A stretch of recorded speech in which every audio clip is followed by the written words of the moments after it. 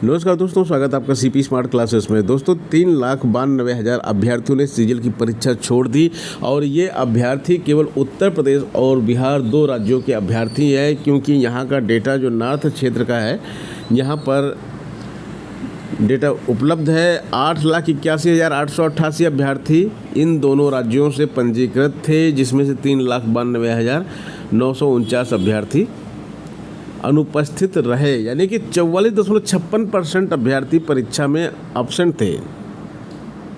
खंड शिक्षाधिकारी बनने के लिए खंड शिक्षाधिकारी जो है राजकीय इंटर कॉलेजों के प्रधानाचार्य बन सकेंगे। बेसिक शिक्षा परिषद में तैनात खंड शिक्षाधिकारी बीईओ को लेकर शासन से प्रस्ताव तैयार हो गया है। असल में जो प्रधानाचार्य का पद है ये इसमें 50% पद सीधी भर्ती से लिया जाता है और 50% जो है प्रमोशन से लिया जाता है। अब इसका विरोध शुरू हो गया, राजकीय शिक्षक संघ ने इसका विरोध शुरू किया, क्योंकि बीईओ को ये लोग नहीं चाहते कि बीईओ जो है प्रधानाचार्य बने। कारण क्या है, बीईओ का जो क्वालिफिकेशन होता है ये एक तो प्राथमिक शिक्षा विभाग का पद होता है, इसका काम निरीक्षण करना होता है, जबकि प्रधानाचार्य का काम शिक्षण करना होता है। निरीक्षण और शिक्षण 2 अलग चीज़ें हैं। बीईओ प्राथमिक शिक्षक विभाग का है और जो प्रधानाचार्य है का पद जो प्रधानाचार्य का है वो माध्यमिक शिक्षा विभाग का है। और प्रधानाचार्य की जो क्वालिफ़िकेशन होती है वो होती है मास्टर्स डिग्री, यानी कि एमए और बीएड होती है, ठीक है। और इसमें एक अंतर और होता है, प्रधानाचार्य जो होते हैं जो सीधी भर्ती से आते हैं वो पीसीएस की परीक्षा पास करके आते हैं और ये राजपत्रित पद भी है। अब यहाँ पे जो 50% पद आरक्षण से भरे जाते हैं इसके अंदर भी कोटा तय है।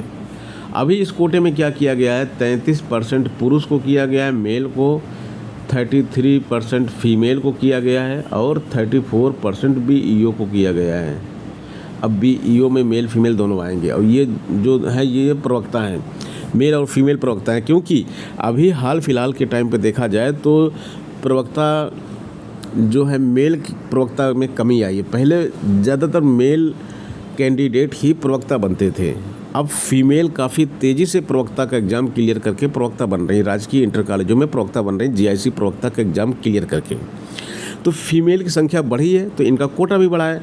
पहले कितना था कोटा इनका, महिलाओं का जो कोटा था पहले 22% था, तो इसको 33% किया गया है प्रमोशन में आरक्षण के लिए। और बीईओ का कोटा 17% था तो इसको 34% कर दिया गया है। और जो मेल कैंडिडेट थे उनका कोटा घटा के 33% कर दिया गया है। अब इसका विरोध शुरू भी हो रहा है, अलग अलग ऑर्गेनाइजेशन के अध्यक्ष लोग इसका विरोध भी कर रहे हैं। एक इंटरेस्टिंग चीज़ आपको बताते हैं कि जीआईसी प्रवक्ता और बीईओ क्या होता है, जीआईसी का प्रवक्ता क्या होता है, इसके ऊपर एक हमने वीडियो बनाया था, बीईओ वर्सेस जीआईसी प्रवक्ता। सीपी स्मार्ट क्लासेस में सर्च करेंगे यूट्यूब पे तो आपको ये वीडियो मिल जाएगा। और इस वीडियो को काफ़ी लोगों ने देखा, क्योंकि ये अंतर मालूम होना चाहिए। अगर आप जीआईसी प्रवक्ता हैं या आप बीईओ हैं या आप बीईओ का एग्ज़ाम देना चाहते हैं या जीआईसी प्रवक्ता का देना चाहते हैं या फिर दोनों में आपका सिलेक्शन हो चुका है, तो कौन सा अच्छा है, कौन सी नौकरी आपको करनी चाहिए, कौन सी नौकरी आपको छोड़नी चाहिए, इन सभी चीज़ों के बारे में इसमें बताया गया है। और स्पेशली फीमेल कैंडिडेट्स के लिए कौन सी पोस्ट ज़्यादा अच्छी है, ये सब इसमें बताया गया है। 15 साल की सेवा के बाद भी पदोन्नति का इंतज़ार कर रहे हैं काफ़ी जो है कर्मचारी। सचिव बेसिक शिक्षा परिषद के आदेश सिर्फ कागज़ तक ही सीमित रह जाते हैं। आखिरी बार 2016 में प्राइमरी शिक्षकों का प्रमोशन हुआ था, उसके बाद से इनका प्रमोशन ही नहीं हुआ। प्रयागराज समेत प्रदेश के अधिकांश जिलों में 15 साल की सेवा कर चुके शिक्षकों को अब तक पदोन्नति नहीं मिल सकी है। आलम यह है कि बेसिक शिक्षा परिषद के अधिकारी पिछले 1.5 साल में वरिष्ठता सूची समेत अन्य विषय पर 14 आदेश जारी कर चुके हैं, लेकिन पदोन्नति का इंतजार खत्म नहीं हो रहा है। 2009 के बाद नियुक्त सहायक अध्यापकों का प्रमोशन नहीं हुआ है। आखिरी बार 2016 में पदोन्नति हुई थी। अब यहाँ पे टीईटी की अनिवार्यता भी इसमें एक विवाद का कारण है कि जो पुराने शिक्षक हैं उन्होंने तो टीईटी पास नहीं की है और टीईटी बाद में आया है, तो टीईटी उत्तीर्ण होना भी अनिवार्य है। प्राथमिक विद्यालय के प्रधानाध्यापकों व उच्च प्राथमिक विद्यालय के सहायक अध्यापकों की उच्च प्राथमिक विद्यालयों में प्रधानाध्यापक पद पर पदोन्नति के लिए उच्च प्राथमिक स्तर पर टीईटी उत्तीर्ण होना अनिवार्य है। टीईटी का पेपर 2 अगर आप क्लियर नहीं करेंगे तो आप प्राइमरी में, देखिए प्राइमरी में आप हेडमास्टर हैं या फिर उच्च प्राइमरी, ये 1 से 5 तक समझ लीजिए इसको, ऐसे 1 से 5 क्लास वाला स्कूल, 6 से 8 वाला स्कूल, यहाँ पे आप असिस्टेंट टीचर हैं और यहाँ पे प्रधानाचार्य हैं। ये दोनों पद बराबर हैं। अब यहाँ पर इस स्कूल में प्रधानाचार्य बनना चाहते हैं, प्रधानाचार्य प्रिंसिपल बनना चाहते हैं, तो ये भी बन सकते हैं और ये भी बन सकते हैं, ठीक है। लेकिन इसके लिए उच्च प्राइमरी यानी कि टेट पेपर 2 क्लियर होना चाहिए। अगर टेट पेपर 2 क्लियर नहीं है तो आप यहाँ पे प्रधानाचार्य नहीं बन सकते।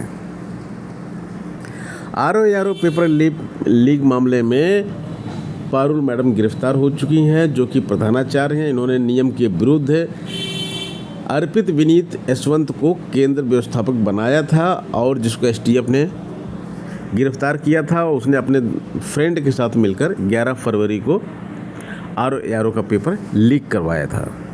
प्रभारी को नियमित प्रधानाध्यापक जैसा वेतन दिया जाए, ऐसा नियम बनाया जा रहा है। प्रभारी प्रधानाध्यापकों को जल्द ही नियमित प्रधानाध्यापक के बराबर वेतन मिलेगा। बीते मई में हाई कोर्ट के निर्देश को मानने के लिए सरकार सैद्धांतिक रूप से सहमत हो गई है। तो प्रभारी प्रधानाचार्यों के भरोसे स्कूल चल रहे हैं। कई सालों से प्रभारी प्रधानाचार्य बनकर लोग स्कूल को चला रहे हैं, लेकिन वेतन वो पाते हैं लोअर कैडर का, जिस पे उनकी नियुक्ति पहले से होती है। 1320 प्रभारी प्रधानाचार्यों को न्याय की उम्मीद है। इतने सारे प्रभारी प्रधानाध्यापक जो विद्यालय चला रहे हैं उनको प्रधानाध्यापक का वेतन मिलेगा। अब आज की सबसे बड़ी खबर, शिक्षा सेवा चयन आयोग की वेबसाइट ऑन बोर्ड, मांगा गया रिक्तियों का ब्यौरा। वेबसाइट काम करना शुरू कर दी है और रिक्तियों का ब्यौरा मांगा गया। जैसे ही कुछ रिक्तियों का ब्यौरा मिलता है तो यहाँ पे कैलेंडर जारी किया जाएगा। शिक्षकों कर्मचारियों की भर्ती करेगा आयोग। कर्मचारियों की भर्ती भी यहाँ पे होगी। भर्तियों में तेजी लाने के मुख्यमंत्री के आदेश का दिखने लगा असर। कुछ दिन पहले मुख्यमंत्री ने आदेश दिया था कि सभी आयोग भर्तियों में तेजी लाएं। प्राथमिक से लेकर एडेड माध्यमिक डिग्री कॉलेजों, अल्पसंख्यक कॉलेजों की भर्ती अब इसी आयोग के माध्यम से की जाएगी। आयोग ने अपनी वेबसाइट को ऑनबोर्ड कर दिया है और इसी के साथ संबंधित संस्थाओं से अधियाचन मांगी गई हैं। अधियाचन लाने के लिए शिक्षा सेवा चयन आयोग और एनआईसी अब एक प्लेटफॉर्म पर आ गए हैं और इसमें जो कमेटी है जिसमें अध्यक्ष और 12 सदस्य होते हैं, उन्होंने भर्तियों पर तेज़ी से काम करना शुरू कर दिया है। तो यहाँ पे सबसे बड़ी बात है कि एग्ज़ाम कैलेंडर, अब एग्ज़ाम कैलेंडर में 2 ही परीक्षाएं पेंडिंग हैं। एक है टीजीटी पीजीटी, दूसरी है असिस्टेंट प्रोफेसर। अगर असिस्टेंट प्रोफेसर की परीक्षा को पहले कराते हैं तो हो सकता है असिस्टेंट प्रोफेसर की परीक्षा दिसंबर के फर्स्ट वीक में हो जाए, दिसंबर फर्स्ट वीक, क्योंकि इसी साल इनका उद्देश्य है कि ये परीक्षाएं हो जाए दिसंबर फर्स्ट वीक में असिस्टेंट प्रोफेसर और दिसंबर के 3rd या 4th वीक में टीजीटी पीजीटी ये परीक्षा कराई जा सकती है। तो ये दोनों परीक्षाएं इसी महीने दिसंबर के महीने में ही कराई जा सकती हैं। टीजीटी पीजीटी, उत्तर प्रदेश की टीजीटी पीजीटी के इसके बारे में आपको मालूम है कि 4000 करीब पद यहाँ पे निकले हुए हैं और 2.5 साल से करीब छात्र इस परीक्षा का इंतज़ार कर रहे हैं। अब 2.5-3 महीना बचा हुआ है, तो इसके लिए सीपी स्मार्ट क्लासेस पे संगीत विषय का नया बैच शुरू कर दिया गया है। संगीत विषय का बैच शुरू किया गया है। कुछ अन्य विषयों के बैच बहुत ही जल्द सीपी स्मार्ट क्लासेस पे शुरू होने वाले हैं। तो जो छात्र सीपी स्मार्ट क्लासेस के माध्यम से पढ़कर संगीत शिक्षक बनना चाहते हैं वो कोर्स ज्वाइन कर लें। किसी भी प्रकार की इन्फॉर्मेशन के लिए 8299226960 नंबर पे व्हाट्सएप करें।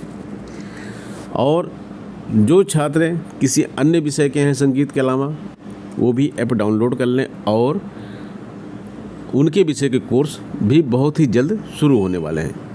मिलते हैं नेक्स्ट वीडियो में। धन्यवाद।